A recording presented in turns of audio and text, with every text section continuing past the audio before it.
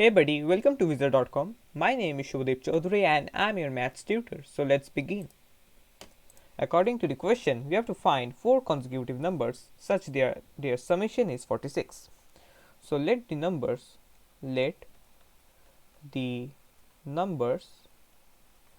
be x plus 1, x plus 2 and x plus 3. Now we know that the difference between two consecutive numbers is always 1. So if you try to find out the difference between any of these two numbers, then it will be equals 1. That is x plus 1 minus x is equals 1. Also x plus 3 minus x plus 2 will be also equals 1. So our assumption is absolutely correct. Now according to the question, their summation will be equals 46. So x plus 1 plus x plus 2 and finally x plus 3 will be equals 46.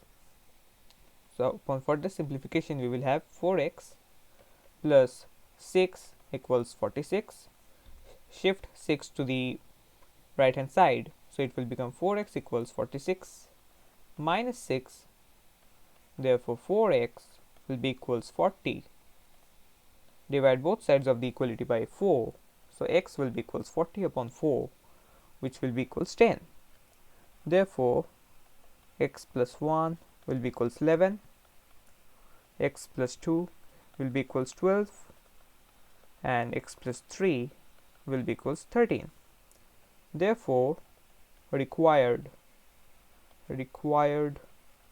numbers are 10, 11, 12 and 13. So this will be our final required answer. That's it. Thank you.